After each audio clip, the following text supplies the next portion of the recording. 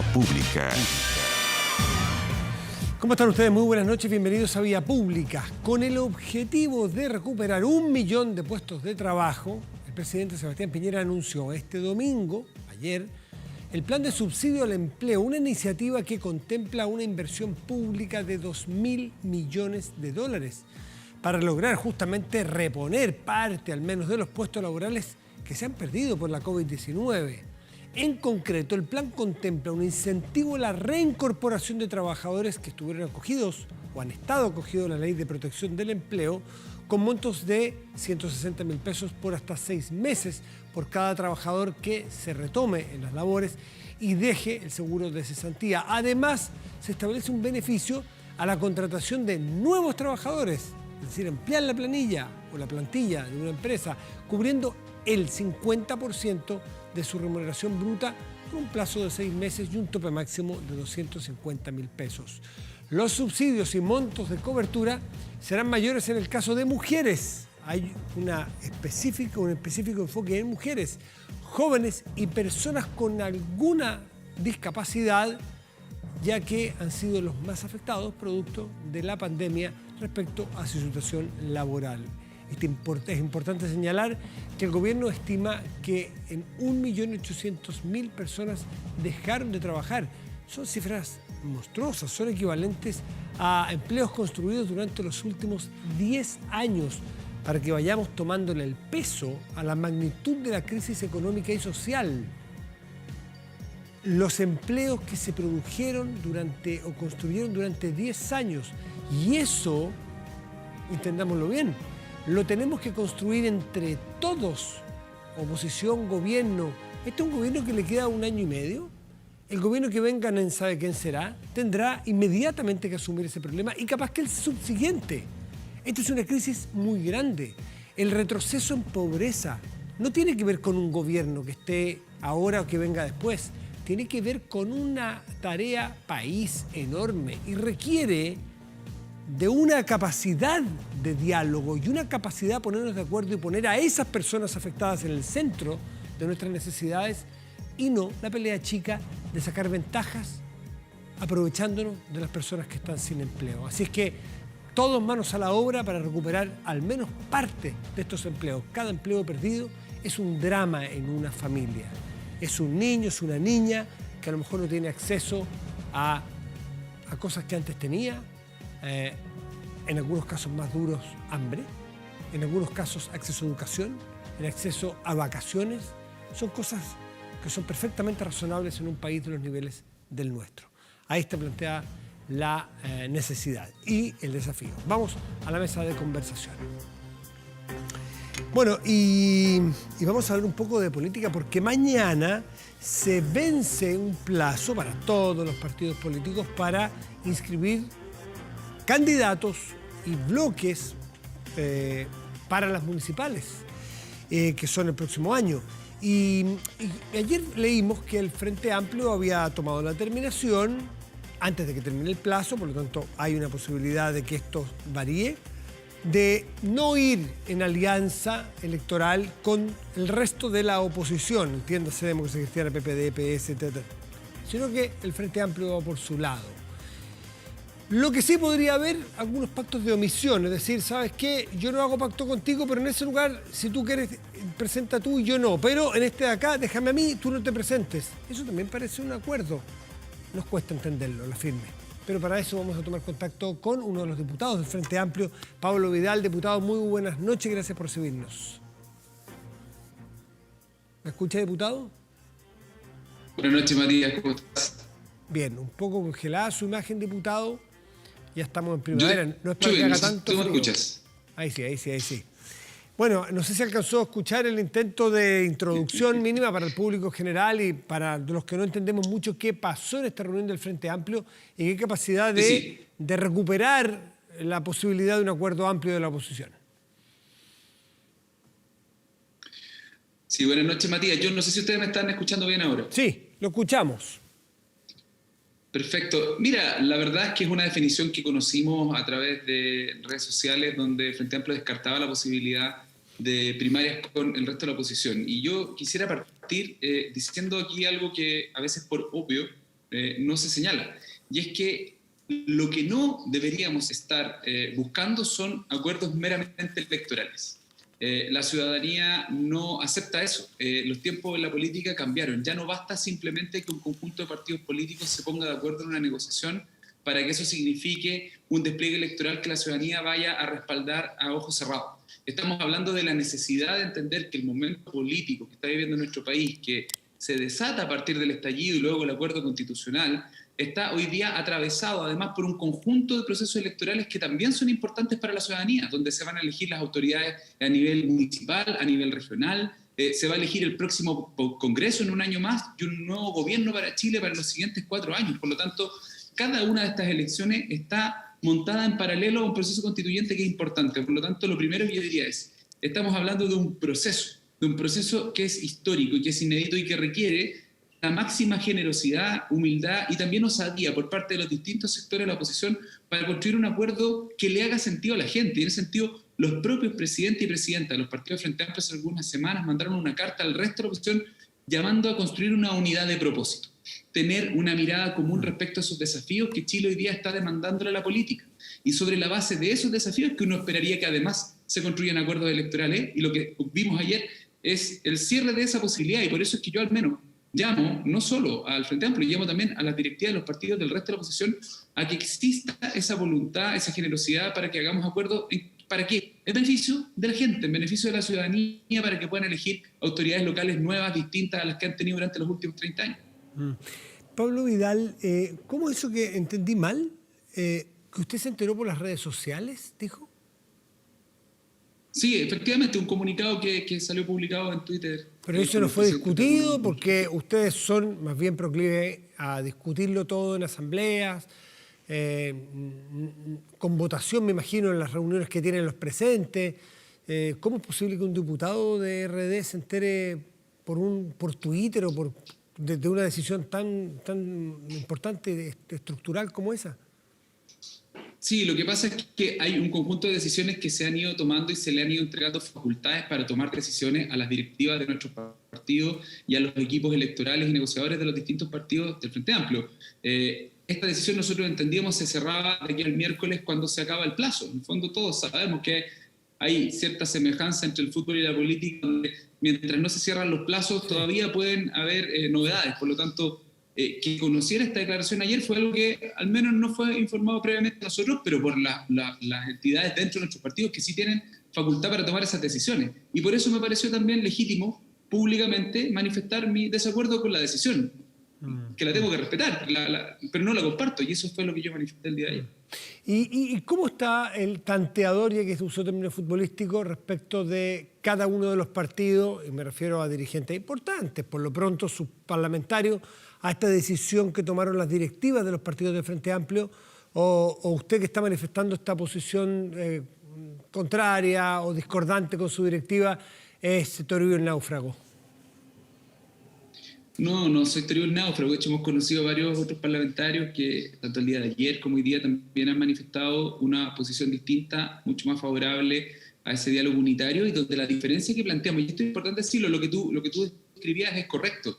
Una negociación por omisiones es un acuerdo donde algunos partidos compiten en algunas comunas y otros en otras comunas.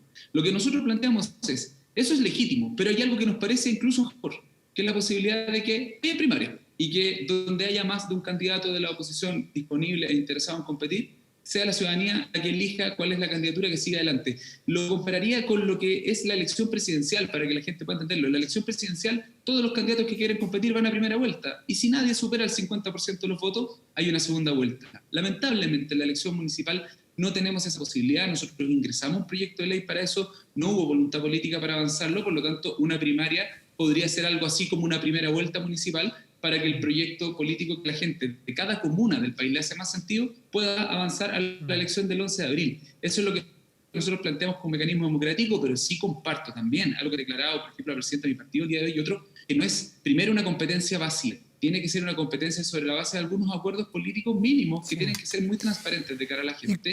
Y segundo, que tiene que ser con candidaturas que respondan a ciertos estándares de probidad. A ver, primero, lo anterior es que no solamente puede ser un pacto electoral, sino que tiene que tener carne, tiene que tener tiene que tener Así es.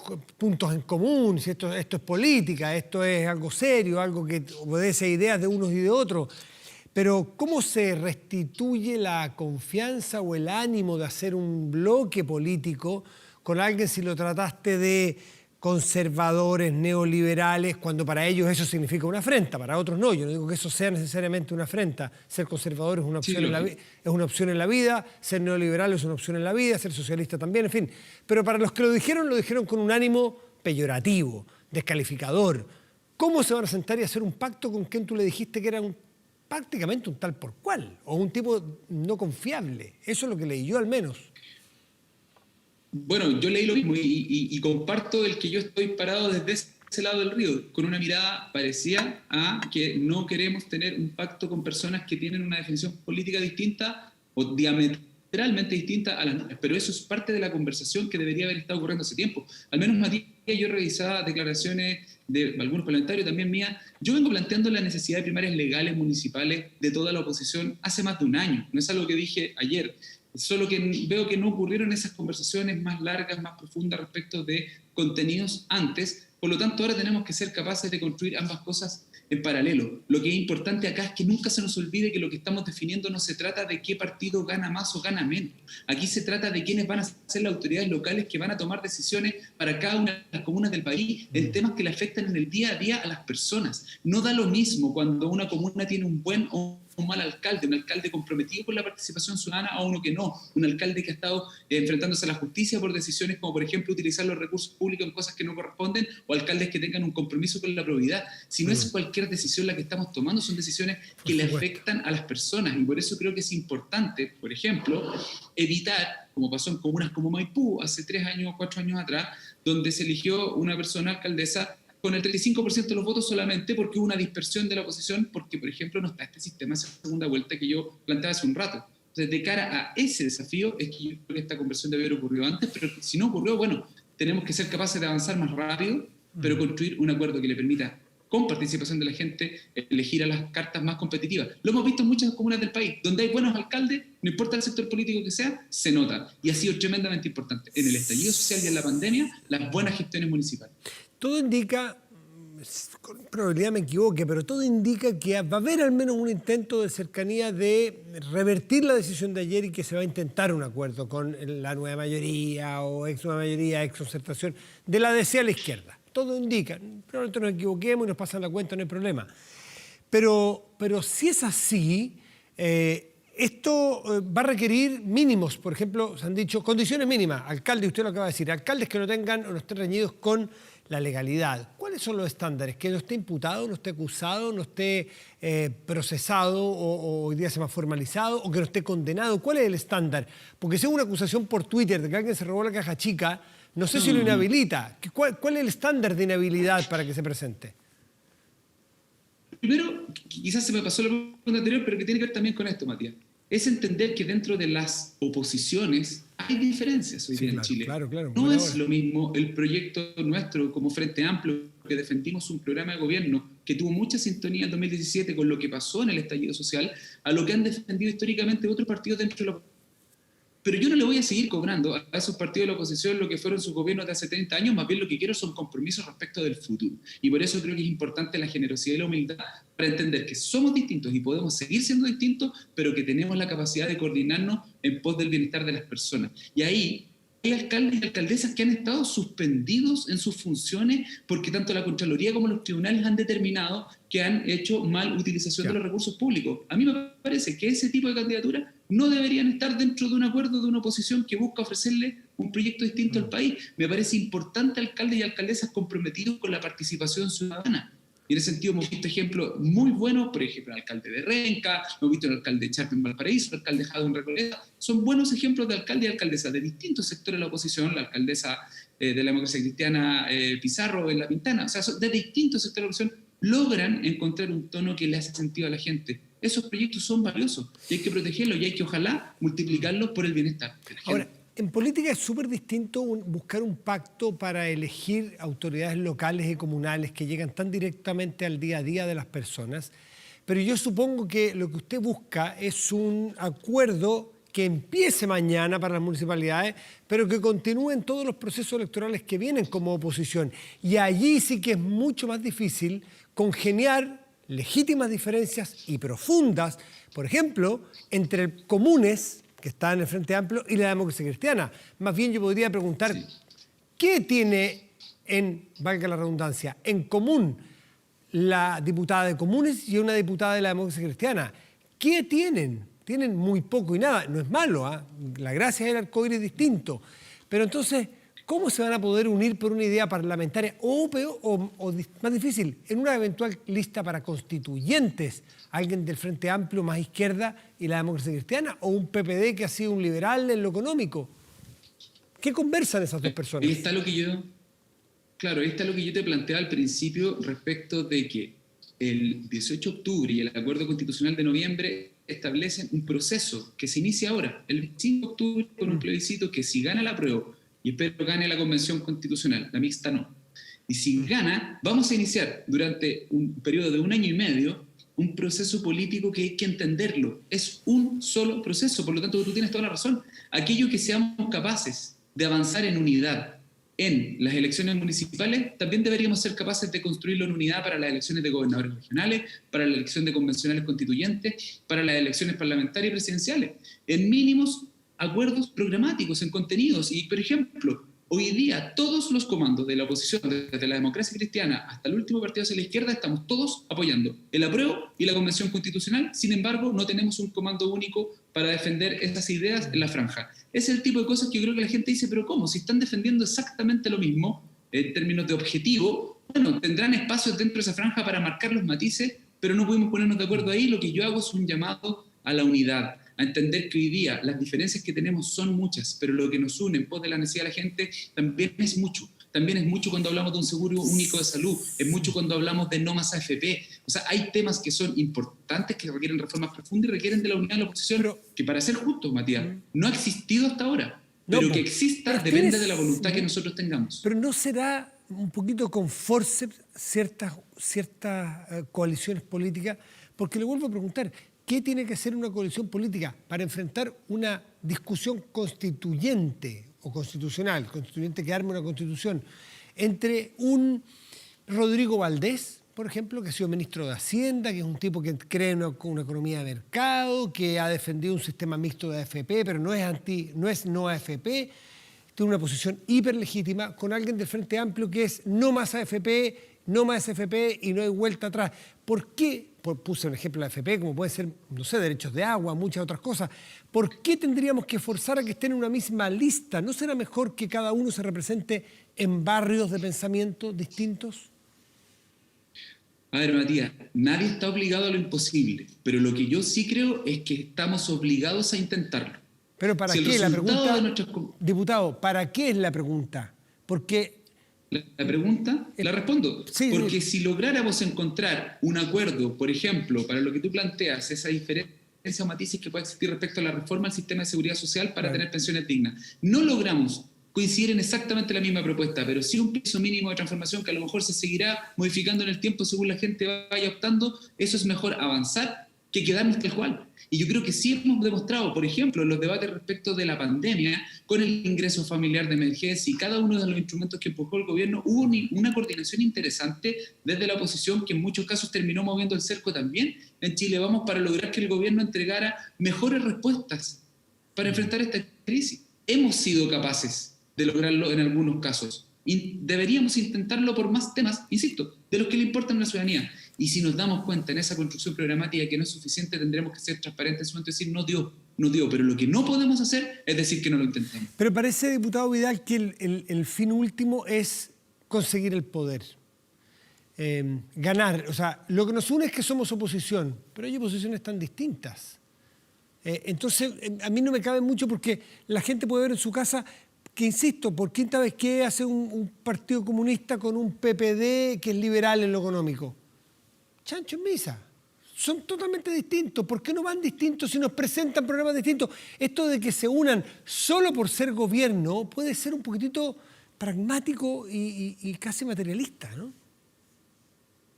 No, yo creo que efectivamente si los proyectos son inconciliables porque las ideas no las compartimos, entonces no tenemos que estar juntos. Pero si existe un espacio de coincidencia, sería mezquino no hacer ese esfuerzo y no ofrecerle a la ciudadanía una alternativa diferente a la que nos ha gobernado durante estos 3 años y que hoy día tiene un nivel de rechazo que es el más alto desde el regreso a la democracia. Entonces, tú tienes razón, no puede ser la única razón para querer llegar al poder el estar en contra de quienes hoy día gobiernan, pero sí puede ser la razón para tratar de encontrar si es que algo nos une lo suficiente. A lo que no estamos dispuestos, al menos yo no estoy dispuesto a repetir la experiencia de la nueva mayoría, donde algunos partidos se sumaron simplemente porque veían que eran altas las posibilidades de ganar, pero al día siguiente desconocieron el programa con el cual se habían comprometido. Claro, es que ese error no estoy dispuesto a que lo cometamos. Los mínimos comunes múltiplos que nos enseñaron en clases de matemática en el colegio eran mínimos comunes múltiplos. Y cuando son mínimos y el arco es muy amplio, los mínimos son realmente mínimos. Porque entre los, ya he nombrado 1000 veces, partidos que están en lados muy opuestos. Sí, entonces, en partir un gobierno eventualmente a futuro o una constituyente con mínimos tan mínimos, casi como el 1, como único número de ese conjunto, va a ser muy difícil el día de mañana darle gobernabilidad, porque cuando se avance al número 2 ya va a haber diferencia, y al 3 que decir, y el 4 ya van a estar de las mechas. Entonces, me parece que puede no funcar eso. Por eso es que yo creo que hay mecanismos democráticos para poder ir resolviendo algunas de esas diferencias. Y por eso es que involucrar a la ciudadanía en procesos de participación, como son las primarias u otros en el camino, nosotros como Frente Amplio en 2017, en nuestro programa, lo construimos con participación ciudadana y se votó por más de 16.000 personas en un plebiscito y se ratificó de esa manera. Insisto que el intentarlo también le habla a la ciudadanía de una voluntad. Y esa voluntad que hoy día es ser oposición, a mí me gustaría que la transformáramos en la voluntad de construir unidad. ¿Unidad en qué? En pos de esas demandas que la calle hoy día plantean respecto de dignidad. Dignidad en las pensiones, dignidad en la salud, dignidad en la educación. Son demandas que pueden ser abordadas en un gobierno. Y pero se la pongo, diputado, por último, el tiempo. Sí. Me permito pensar en el día... Sí, que en el día siguiente que la Convención Constitucional termine su trabajo, hay un gobierno distinto al que está ahora que va a tener que hacerse cargo de implementarlo. A lo mejor el próximo gobierno no va a hacer más que 1, 2 o 3 grandes reformas porque no va a dar el tiempo para más. Pero es importante que ese gobierno tenga sintonía con aquello que la ciudadanía hoy día espera de este proceso. Es que si es búsqueda de mínimos comunes en ideas, ¿por qué se quedan solamente en la oposición? Hay partidarios y hay parlamentarios y hay ministros de este gobierno con los cuales ustedes podrían perfectamente encontrar mínimos comunes. Le pongo el caso de Mario Desbordes. Con Mario Desbordes le aseguro que usted se sienta a conversar y no terminan cada uno por su lado. Llegan a montones de mínimos, por nombrarle a Desbordes. ¿Ah? Ahora, a Carlos Larraín esto le viene de perilla, pero sí ha pasado. ¿Ah? Pero sí ha pasado, Matías. Pero por eso, entonces... El acuerdo constitucional se firmó desde la UDI... Entonces, ¿en qué estamos? ¿Son bloques políticos? ¿Lo que importa son los bloques políticos o las ideas comunes? Porque si son ideas comunes, las pueden buscar incluso en gobiernistas. Eso es lo que a la ciudadanía nos cuesta entender. ¿Por qué se ponen esos límites tan forzados? Yo soy una persona absolutamente partidaria al diálogo y a la construcción de acuerdos. Y siempre he puesto mi trabajo a disposición de aquello. Solo que creo que es evidente que voy a encontrar más coincidencias con los militantes hoy día del Partido Socialista o del Partido Comunista, e incluso con la democracia cristiana que con Evópoli o con RN o con la UDI. Lo que no obsta de que si el día de mañana hay un tema que hay que defender en pos de la ciudadanía, que también cuenta con el apoyo de esos sectores, por supuesto que hay que sumarlo. Pero la democracia primero tenemos que irla construyendo con quienes estamos un poco más cerca. Y creo que en algo que no le podemos fallar a la gente, en el esfuerzo de construir esa unidad. Si no lo logramos, al menos tenemos que decir que lo intentamos y la gente nos juzgará, pero tenemos una responsabilidad histórica con un momento político inédito en nuestro país, que es el proceso constituyente, y ahí a la gente no le podemos fallar. Diputado, por último, en lo personal, si gana el apruebo el 25 de octubre y gana la convención constituyente, es decir, 100% elegido los 155, más allá de los escaños reservados, va a plantearse esta situación dual de un parlamento, en el cual usted forma parte del parlamento porque fue elegido, y esta constituyente, que sin duda va a tener temas mucho más trascendentes en sus carpetas que el parlamento, que va a perder un poco de fuerza, ¿no es cierto? ¿Usted sería partidario de renunciar al parlamento y presentarse a constituyente si es que gana la convención el 25 de octubre? Porque se lo he escuchado a algunos parlamentarios. Sí, yo respeto mucho quienes puedan tomar ese camino. Yo al menos no está en mis planes tomar esa decisión. yo pretendo cumplir el mandato como diputado que la gente me encomendó cuando me eligieron y no tengo otra cosa en vista. Yo al menos no tengo mis planes, y no lo he escuchado al menos ningún parlamentario del Frente Amplio, de estar pensando en ir a la Convención Constitucional y dejar el Congreso. Pablo Vidal, diputado de Revolución Democrática, muchísimas gracias por estar esta noche con nosotros. Que esté muy bien. Muchas gracias a ti, Mati. Buenas noches. Chao, chao. Bueno, ¿sabías que un corredor de propiedades puede ganar hasta un 4% de la venta de una propiedad? Bueno, usted puede ser un corredor de propiedades. Visite www.colegioinmobiliario.cl o llame al 2321 00048. Ahora con código SENSE. Hacemos una pausa y ya volvemos en Vía Pública.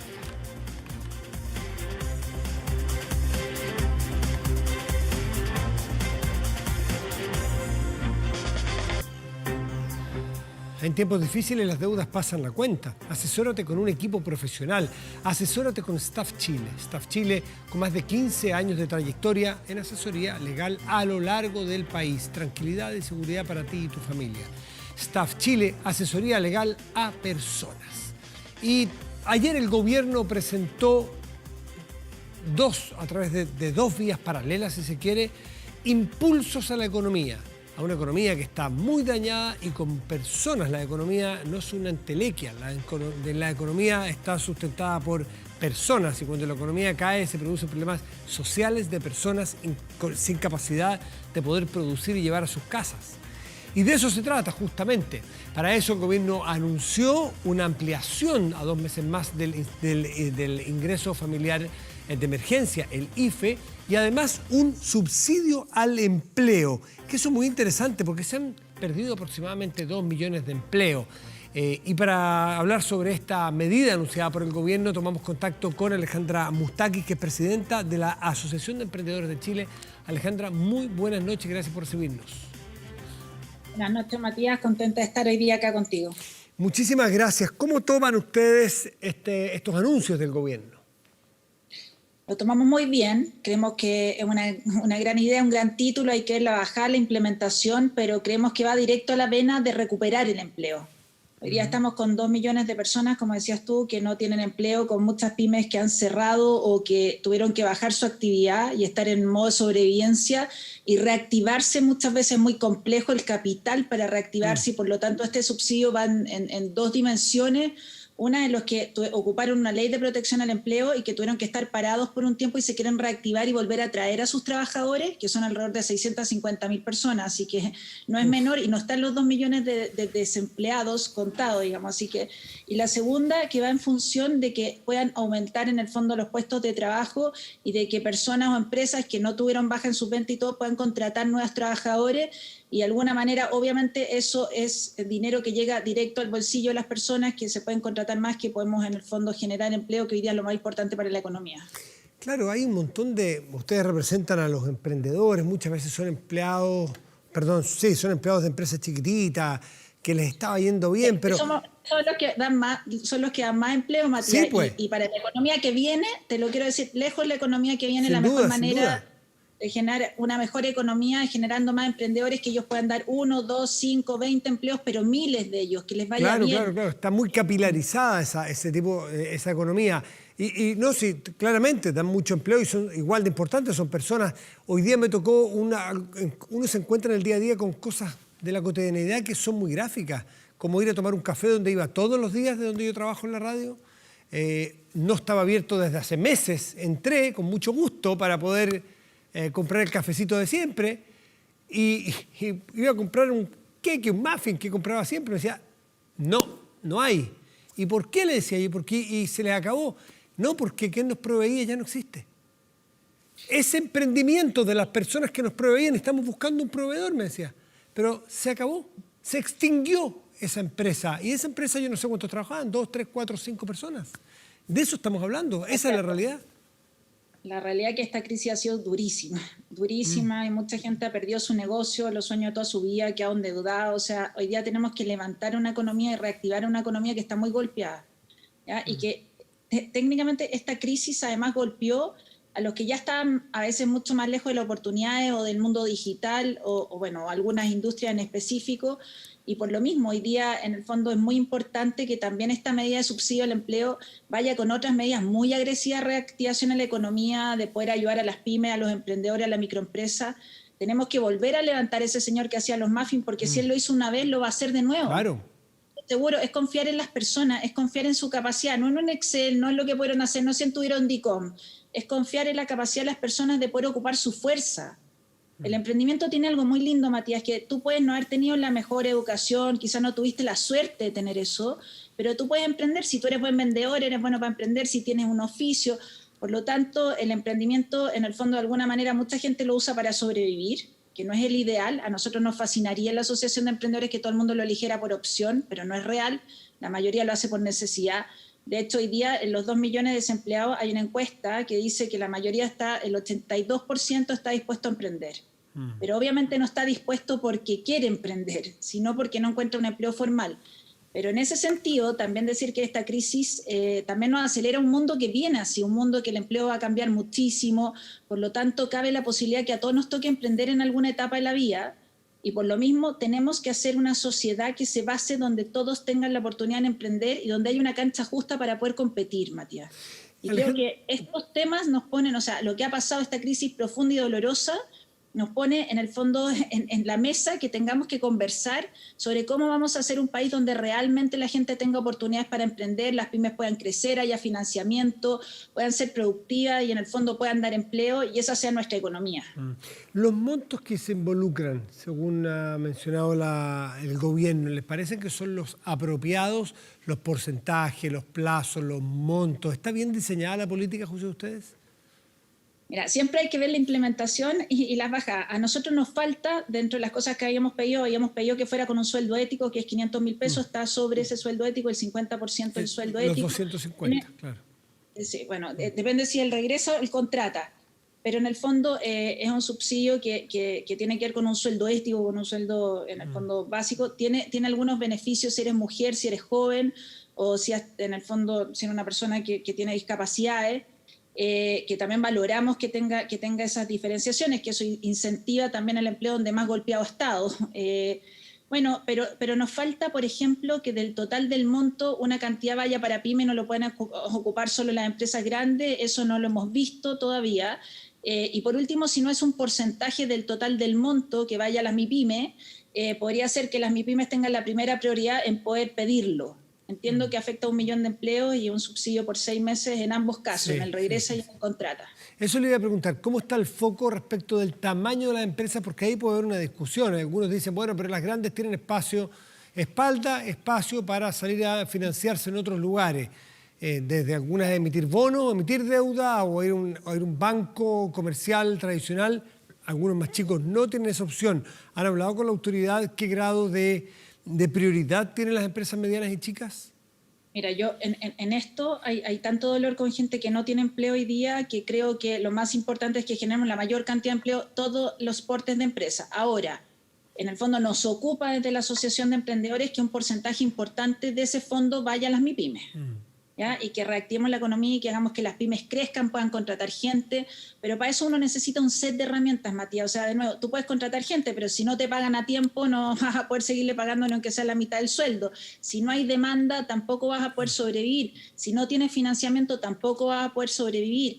En el fondo uno necesita un montón de temas que ayudan a que esto vaya fluyendo y por lo tanto es súper importante entender que necesitamos muchas medidas para sacar adelante la economía que tienen que ver con que hagamos un país de emprendedores, un país de microempresarios, de pymes sana, que pueden crecer y donde muchos van a poder emprender. O sea, ahora, de estos 2 millones de puestos que se perdieron, que también tiene que ver mucho con el mundo digital, como la pandemia aceleró el mundo digital, en el fondo ya quizá muchas empresas se dieron cuenta que no necesitaban tantas personas, pueden trabajar de la casa, pueden ocupar tecnología, por lo tanto hay muchos puestos de empleo que no se van a recuperar y que no solo tienen que ver con la crisis, ¿ya? Y tenemos mucha gente que está muy lejana a la tecnología. Entonces tenemos que hablar de cómo vamos a capacitar a todos aquellos que están lejanos a la tecnología, porque si no, solo se agudiza las diferencias. Esta pandemia, de alguna manera, igual le pega mucho más fuerte a los más vulnerables, al microempresario, a los que están lejos de la tecnología, al adulto mayor, a la gente que puede estar enferma. y por lo tanto hay muchas cosas que nos tenemos que preocupar para poder volver al empleo y para que muchas personas puedan subirse al carro de la economía, digamos. Cómo capacitar en digital, que también es una temática que vamos a tener las empresas, el gobierno, cómo lo vamos a hacer con los microempresarios. A mí me fascina hablar de cooperativas, que creo que es un sistema que podría funcionar para un país como el de nosotros, que tenemos miles de microempresarios. Cómo vamos a formalizar a todos aquellos que no estén formalizados, y cómo de alguna manera en el fondo vamos a generar oportunidades desde el punto de vista de demanda, o sea, una economía que tiene demanda, que obviamente al final del día la última línea es que puedas vender. Sí. Y en eso, Matías, me acuerdo de tu café hoy día, y súper importante decir que también el reactivar en la economía está en todos nosotros, ¿ya? Porque, por ejemplo, hoy día tú fuiste a ese café, al café de la señora que es la dueña, que te contó, claro, su proveedora. Cuando tú le compras a ella, tú estás reactivando la economía, estás ayudando a una microempresa, estás ayudando a que ella le compre un proveedor. Por lo tanto, también como la decisión de compra de cada uno, y no solo las medidas del gobierno, van a hacer que reactivemos una economía mucho más inclusiva, mucho más justa. Sin duda. Alejandra Moustaki, tú dices que te gustaría ver la bajada de estas medidas. Si tú no conoces las bajadas, el resto que le queda. ¿Cuándo? Mira, todo lo que hemos escuchado de verdad suena muy bien en el subsidio. Pero ¿han sido ustedes citados al ministerio? ¿Han sido llamados? Sí, ¿están a la espera de un documento? Sí, ¿cuándo van a conocer los detalles? Ojalá mañana. Ahora, después de esto, quizá mañana en la mañana. No, pero lo que digo con eso es que sobre todo estamos esperando a ver cómo se va a dividir o cómo va a haber algún formato que haga que las MIPYMES puedan acceder de buena manera a este subsidio, y que sea muy importante que ellas tengan un porcentaje grande de los 2.000 millones que entiendo que son, para que puedan contratar gente, se atrevan a contratar, y también que ellas, porque pasa muchas veces que hay estas medidas y que las personas no saben que existen, ¿ya? Y por lo tanto, por lo mismo no van a buscarla. Entonces, contar que para esto, para empresas formalizadas, si usted tiene un trabajador que quiere crecer en otro, si tiene que reactivar y ocupó ley de protección al empleo, sepa que existe una ley que le puede subvencionar hasta por 6 meses, hasta el 50% del sueldo de un trabajador, que obviamente eso ayuda muchísimo a la liquidez y a la caja de una pyme, y es plata que va directo a la economía, Matías, además. Por último, que es muy circular, ¿eh? Sí, Alejandra, por último, los requisitos que estuve leyendo, que son variados, los encuentra muy difíciles de cumplir, muy compleja la lógica de entenderlo, o le parece que es lo adecuado para una política pública que va a demandar mucho gasto fiscal y que entonces hay que cuidarlo? Bueno, hay que entender que todavía estamos en la mitad de una crisis, no sabemos qué viene, ¿ya? Que es súper importante. También levantar una economía así necesita muchas herramientas, y me imagino en eso no sabemos cuántas más herramientas se necesitan en el futuro, cuántos más apoyos. Y también que en algún minuto vamos a tener que entrar sectorialmente con medidas súper concretas, por ejemplo, en el área de la cultura, en el área del turismo, en el área, bueno, de la hotelería, en el área del comercio, que muchas veces el comercio más tradicional, y podríamos estar hablando de muchas áreas que han sido muy golpeadas, más que otras industrias. Y por lo tanto también hay que entender que el Estado, el gobierno, tiene que ir teniendo plata para distintas medidas, ¿ya? Y no sabemos, Matías, y creo que es lo más complejo, que no sabemos cuánto va a durar esto, ¿ya? Y en eso también es difícil decir qué medida está mejor y qué medida está peor. Y también uno aprende siempre que todas las medidas tienen cosas buenas y malas. De repente no poner ni un límite, que sea mucho más fácil y que no tenga tanto, en el fondo que no tenga tantos pedidos para poder tomar el beneficio, hace que lo puedan tomar a veces personas que lo necesitan menos, y es entendible que se cuiden. Pero también, por otro lado, en este minuto de la economía yo pondría las menos restricciones posibles para que la mayor cantidad de personas lo puedan tomar y reactivemos el empleo, porque sabemos al final que no hay nada más desesperante para una persona que estar sin trabajo, no tener oportunidades o no encontrar oportunidades, y por lo mismo es vital que recuperemos el empleo en el país. Alejandra Moustaki, presidenta de la Asociación de Emprendedores de Chile, vamos a estar atentos a ver cómo evalúan ustedes la bajada de estos anuncios, que suenan muy bien, pero vamos a ver si calzan con las necesidades que ustedes detectan en sus propios asociados. Alejandra, como siempre, muchas gracias por recibirnos. Muchas gracias a ti, Matías. Chao, buenas noches. Hacemos una pausa y ya volvemos aquí en Vía Pública.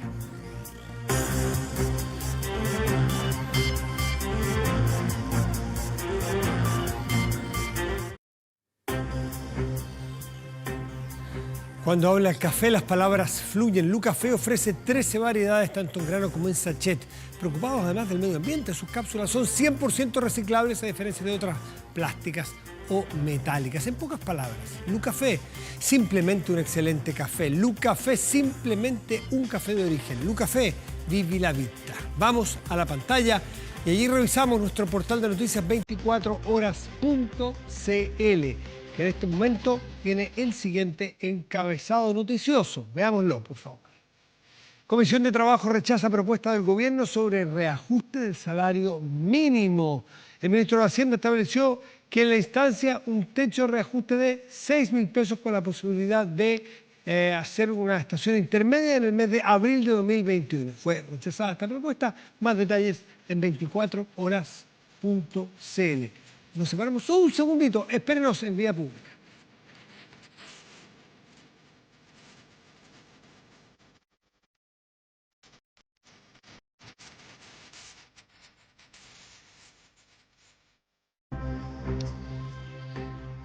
¿Aumenta la delincuencia? Bueno, no graves robos, evítelos con Tepillé, la empresa líder en seguridad preventiva con monitoreo de cámaras de seguridad y audio disuasivo en tiempo real. Tepillé protege 24/7 su empresa y también su hogar. No sea usted la próxima víctima y contrátelo en tepillé.cl. Vamos a la pantalla, revisamos. El termómetro en este momento en la región metropolitana indica que el cielo está nublado y que hay 8 grados con 5 décimas. Y que para mañana martes y pasado mañana miércoles debiéramos esperar cielo parcial, martes y una máxima probable de 18 grados, los mismos 18 grados de máxima probable para el miércoles, pero con cielo nublado. Vamos a otras regiones del país, ¿qué le parece? Juan Fernández, región de Valparaíso, tendrá cielo parcial y una máxima probable de 16 grados. Y en Arica, región de Arica y Parinacota, en el extremo norte de nuestro país, tendrá cielo parcial y 18 grados de máxima probable. ¿Qué escucha usted? Escuchamos a los Jackson 5, quienes un día como hoy, pero en 1971, publicaron el disco Going Back to Indiana, una producción en vivo de este quinteto que grabaron en un especial televisivo justamente en una cadena de su país. El disco vendió 2,6 millones de copias en el mundo y nos dejó este recuerdo, I Want You Back, una de las canciones más populares de la banda que en 1999 fue también incluida en el Salón de la Fama de Grammy. Con I Want You Back terminamos vía pública. Muy buenas noches y gracias por venir.